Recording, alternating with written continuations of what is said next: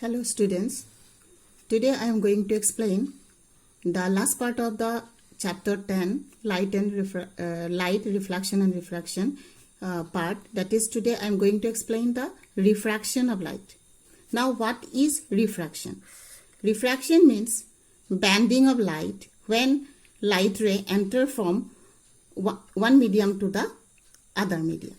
Suppose this medium is air and this one is glass. When light ray enter from air to glass, what happens? The light ray should go like this way, but instead of going it, as this is glass and this is air, these two are different medium, the light ray bends little from its normal position.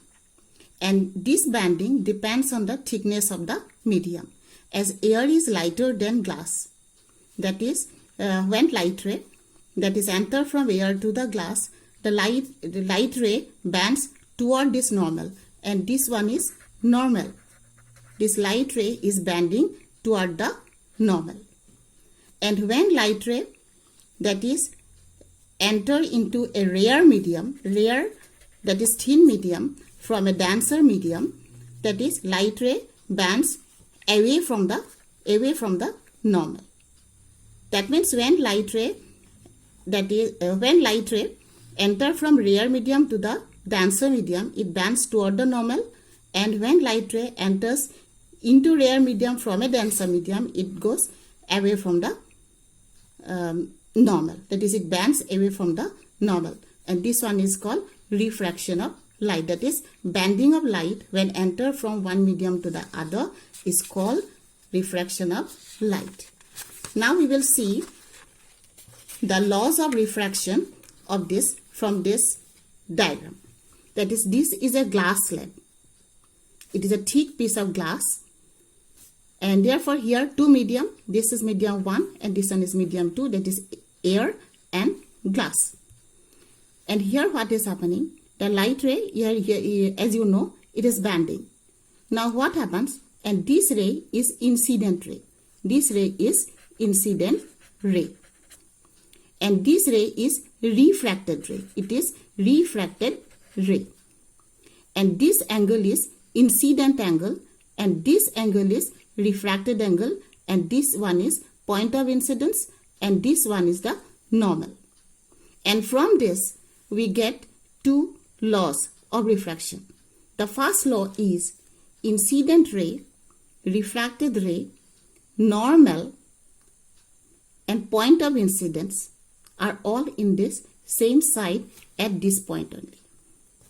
And second law is sine of angle of I by sine of angle of R is a constant. The first ray is about this incident ray, refracted ray, normal, and point of incidence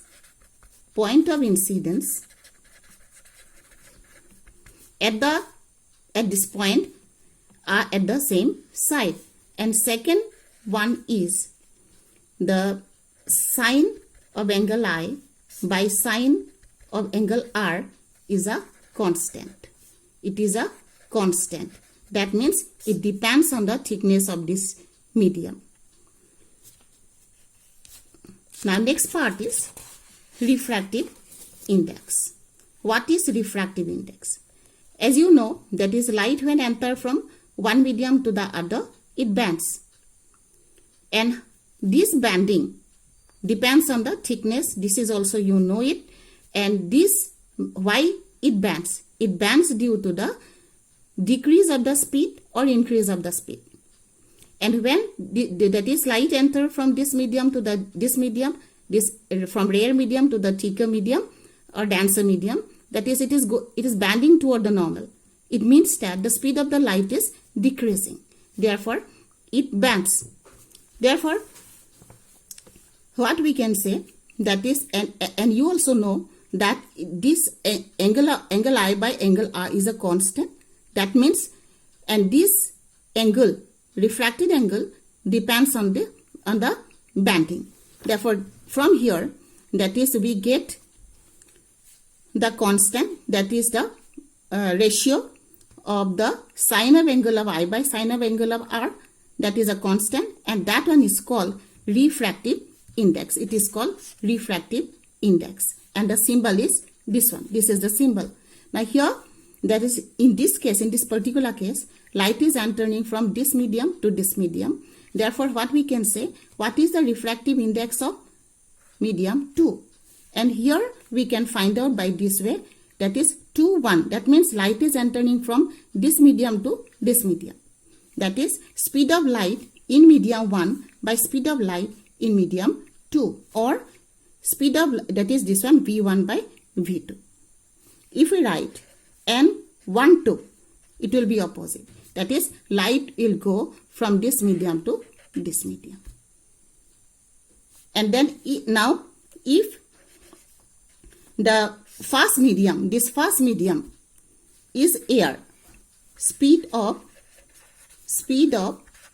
light in air, and this one is one another medium, this is medium, and this refractive index is called absolute refractive index. It is called absolute refractive index.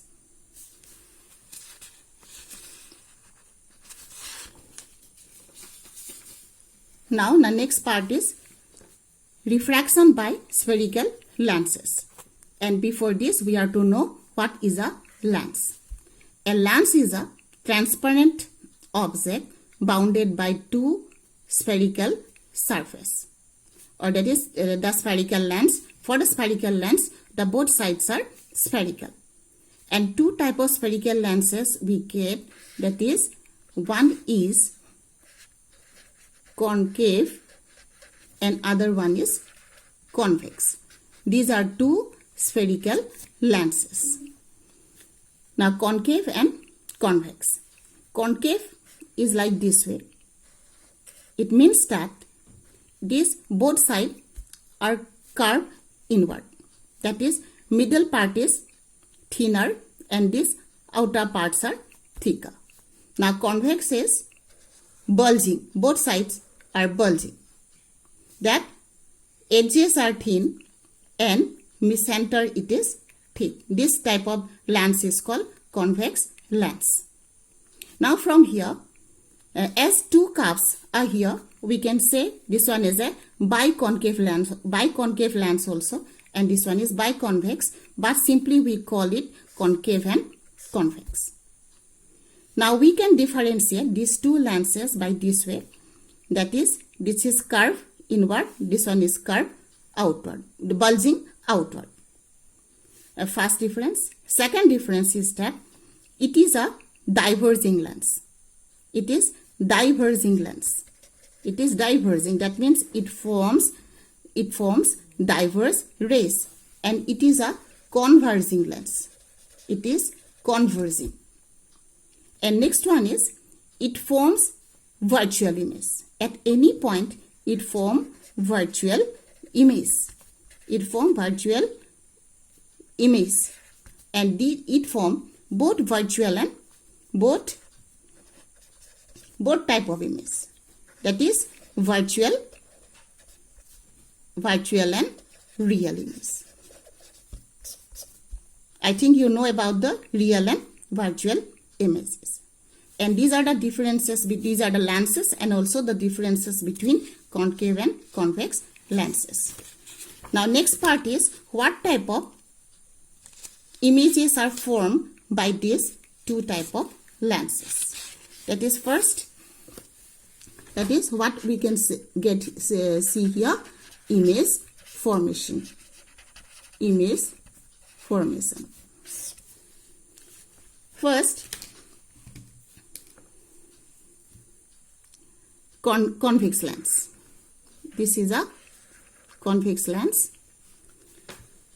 and this middle part and this part, that is here, like the mirrors, it has also some parts and we are to know about it, and this center part is called optical center. It is called optical center. in case of the concave lens, this point is the optical center. It is the optical center. And here two curves are there. Therefore, we get two focus. F1, F2 here, F1 and F2.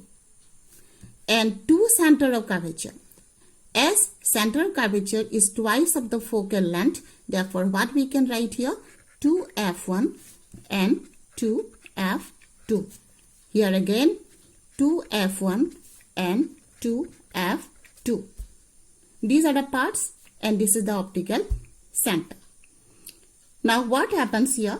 That is, to form an image, at least two rays are required. And these two rays, we use this type of rays, that is like the mirror also, that is the rays follows the same type of rules. That is, if this is the object, and it is parallel ray, it is parallel to the principal axis, and here the refraction occurs, refraction takes place, and then as it is parallel, you know the parallel ray always goes to focus. Therefore, as it is here refraction will take place, not the reflection, therefore it will not turn back, that is, it bends. As it is thicker, therefore it will bend toward the normal and it will go through this focus. And second ray, that is, if any ray goes to optical center, it goes straight. Here it goes straight and there is no bending. And here, that is, these are the two rays. And if any ray goes through the focus after refraction, it becomes parallel to the principal axis. As this is converging lens. Now it is diverging lens. Therefore, what happens here? This is the object and it diverges. It goes away like this. Therefore, that is, it cannot come down. For this case, it is extended to the back side and it is reaching the focus. As it is parallel, the refracted ray is going to the focus. But in case of the ray which goes to optical center, there is no diversion, that is, it goes straight. And these rays, that is, we can use to form an image. For the focus, that is, this ray also, it will become parallel. Okay, this is the image formation by both type of lenses. Any two rays we can use to draw an image. Now next point is, if we keep the object that is at infinity, the image will form at the focus. And if we bring the object toward the lens, the image will also go away from the lens. But in this case, what happens? At any point, if you keep the object, image will form always at this point. And here, the image will be, that is for convex lens. For convex lens, this is focus.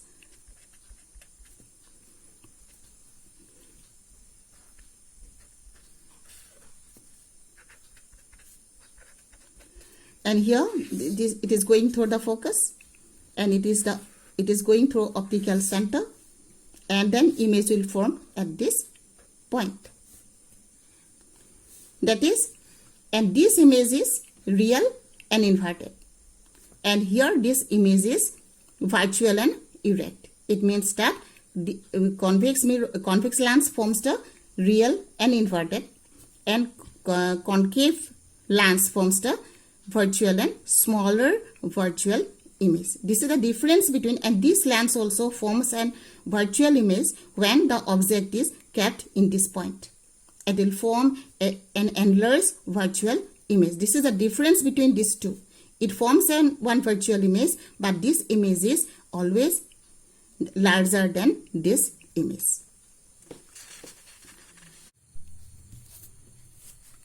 Now, sign convention and lens formula. For sign convention, to know about the sign convention, this is the convex lens, and this is the optical center, and this one f1 to f1, f2 to f2. For concave lens also same point, you know it, and any distance of the lens is taken from the optical center, as in mirror distances are taken from the pole. Now here this distance is called focal length, and this distance is also focal length, and this distance is, that is r, radius of curvature. Now for this convex lens, focal length is, that is the, you know the sign, that is this side is taken as negative and this side is taken as positive. For convex lens, focal length is negative, therefore radius of curvature is also negative, and the lens is taken on the left, that is object is taken on the left hand side, therefore object distance will be negative, and image is formed by this lens in this side, therefore it is also positive. Now in case of concave lens, that is focal length is positive because its focal length comes in this point, therefore for concave lens, focal length is positive. Now lens formula. What is lens formula? You know that is object distance. Object distance is called u, image distance is v, and length from optical center to the focus is called focal length. Therefore the relation of these three is called the lens formula. What is the relation? 1 by v minus 1 by u equal to 1 by f. This is called lens formula. In mirror formula, that is this sign is positive, that is 1 by v plus 1 by u equal to 1 by f. And magnification. What is magnification? Magnification means here ratio of height of the image by height of the object, that is this height.